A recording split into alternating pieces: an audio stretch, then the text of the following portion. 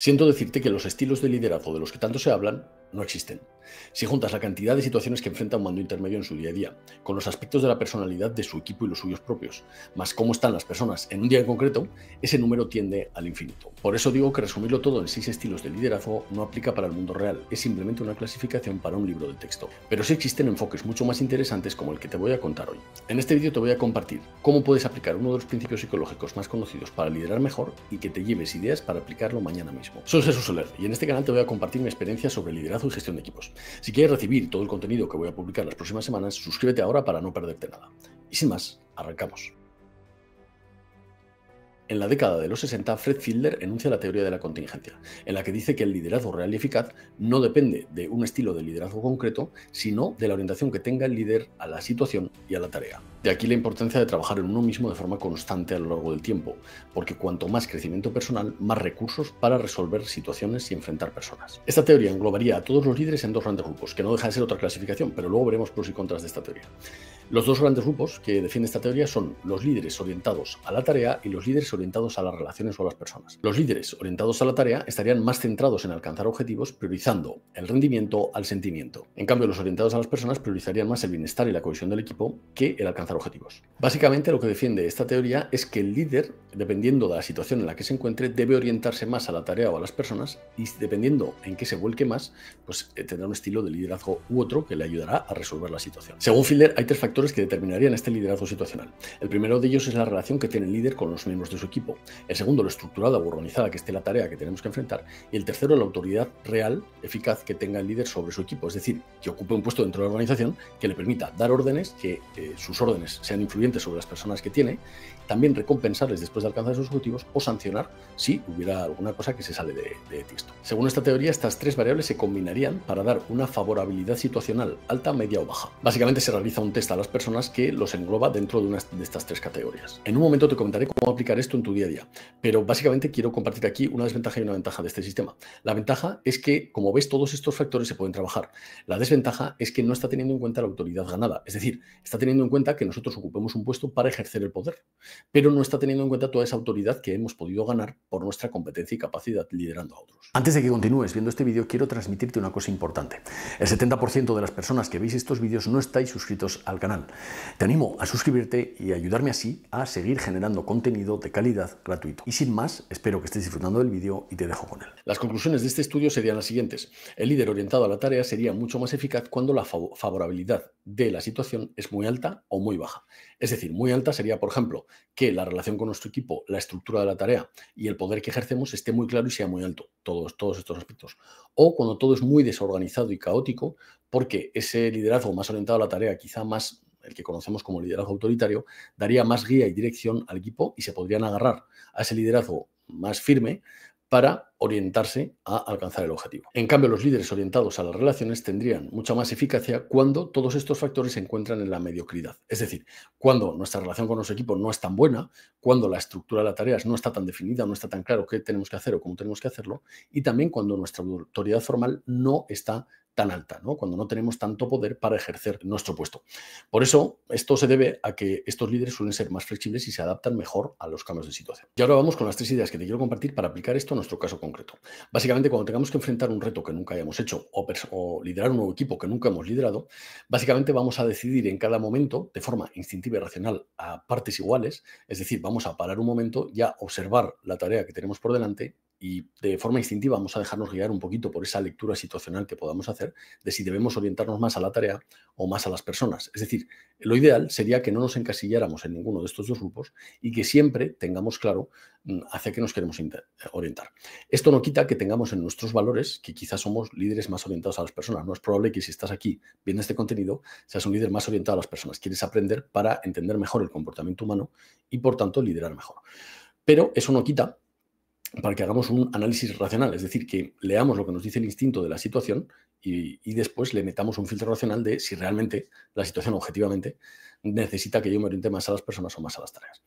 ¿Cómo podemos hacer esto? Pues diferenciando básicamente la prisa, la urgencia que corre el cometido, alcanzar el objetivo, o lo importante que es. Es decir, no es lo mismo que estemos en una situación de riesgo en la que se necesita un liderazgo autoritario y obediencia ciega porque ha habido un accidente de tráfico y hay que crear una zona de seguridad, que estemos en un cometido que hay que entregar dentro de 2 meses y que tenemos tiempo suficiente para hacerlo, ¿vale? Ahí podemos orientarnos mucho más al bienestar del equipo. Segundo punto, algunos autores critican esta teoría porque sigue siendo muy rígida, ya que combina 2 estilos de liderazgo con 3 factores, ¿no?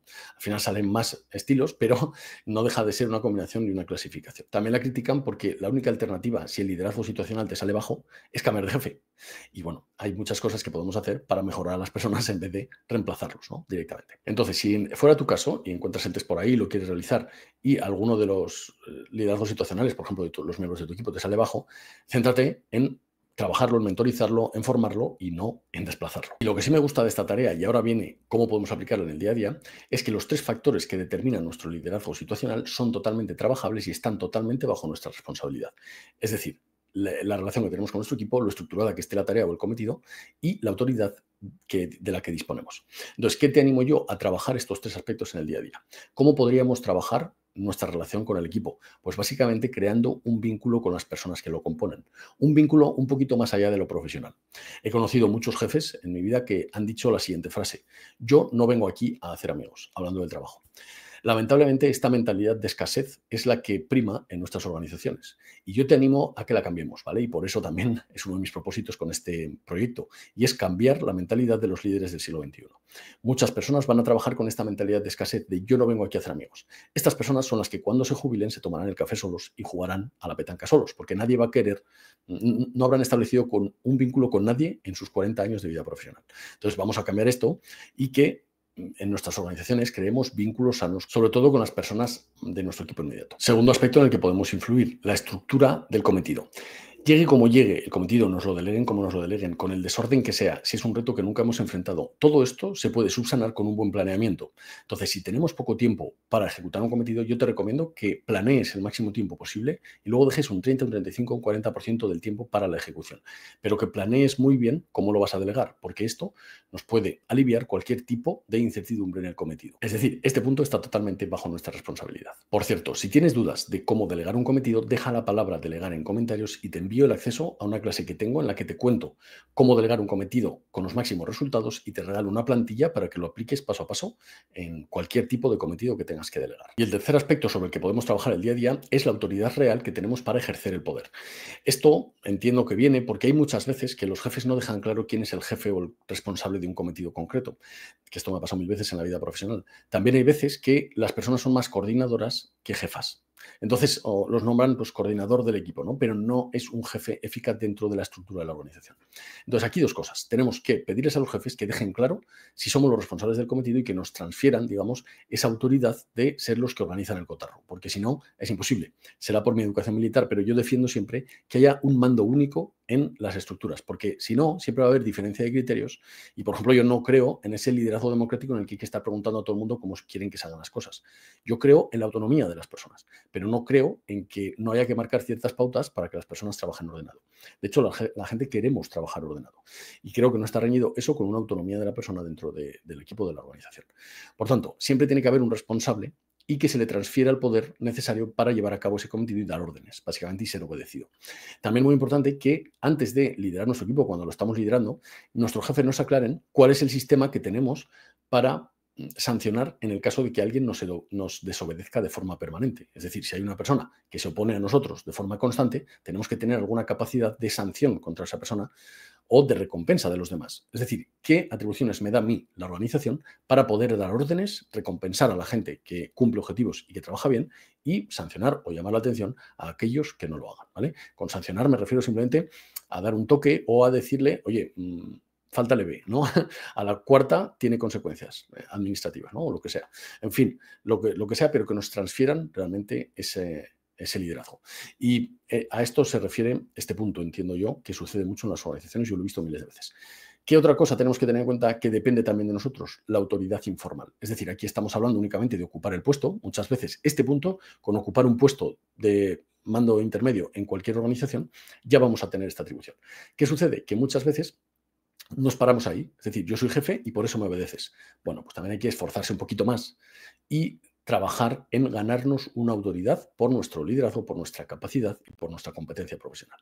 Entonces vamos a seguir trabajando nosotros, vamos a seguir creciendo para ganarnos también esa autoridad informal. Es lo que los romanos ya denominaban el potestas contra el autoritas. Potestas sería ese poder por ocupar el puesto, autoritas sería la autoridad que nos hemos ganado por nuestro prestigio. Pero mis conclusiones básicamente son las siguientes. Seamos flexibles. Habrá veces que nos tengamos que orientar 100% al objetivo, al resultado, porque corra tiempo, porque sea muy urgente. Por ejemplo, una situación de riesgo. Pero recuerda que incluso en estas situaciones, después podemos recompensar, cuando finalice el incidente o la situación, podemos recompensar a las personas que más han trabajado. Y esto ya es otra forma de cuidar a las personas. Es decir, cuando acaba el cometido, no acaba. Podemos recompensarles después. Después, habrá otras situaciones, como puede ser, por ejemplo, pues un cometido que no sea muy urgente o cuya importancia para la organización no sea mucha. Pues ahí probablemente podamos centrarnos más, o tenemos muchísimo tiempo para entregarlo. Ahí podremos centrarnos más en la cohesión y el cuidado de las personas. Así vamos a ser flexibles con ese instinto de lectura situacional que nos permita orientar un poquito nuestra decisión, y después vamos a meter ese filtro racional más objetivo de si realmente nos estamos orientando bien o si realmente tenemos tiempo para orientarnos a una cosa o a la otra. Y por último, no te olvides de trabajar en tiempo de paz los 3 factores de este estudio: la relación con las personas, el cómo delegamos, estructuramos y planeamos nuestros cometidos, y la autoridad que nos ganamos por nuestro prestigio y nuestra capacidad profesional. Y a modo moraleja quiero compartirte 2 ideas muy rápidas. La primera es una frase del general Norman Schwarzkopf, que está basada también en un principio espartano del rey Arquidamo II, que es la siguiente: el sudor en el entrenamiento ahorra sangre en el combate. Y ya de mi cosecha y mucho más aterrizada, un concepto que yo siempre he intentado transmitirles a mis tenientes, a mis sargentos, a todos mis subordinados, es la siguiente: trabaja la confianza y la cohesión en tiempo de paz, es decir, cuando se puede, para que confíen en ti en el momento en el que llegue el reto y tengan que hacerlo. Y ahora la pregunta es para ti. ¿Crees tú en los estilos de liderazgo? ¿Crees que este concepto de la teoría de la contingencia es suficiente para estructurar un buen liderazgo? Déjalo en comentarios y te leo. Si quieres recibir contenido adicional, tener acceso a recursos exclusivos y a todas las formaciones y, en definitiva, todo lo que hago, te animo a ir a jsolerm.es y suscribirte. Esa comunidad es la que más cuido de todos mis contenidos y a la que le ofrezco los primeros todo lo que lanzo y todo lo que vendo. Así que te animo a suscribirte. Solo por hacerlo te regalo una clase. Y como siempre digo, es la que más cuido porque siempre hay que cuidar más a los de dentro. Esto es una cosa que también puedes aplicar para liderar mejor. Nos vemos en el siguiente vídeo. Hasta pronto. Hasta luego.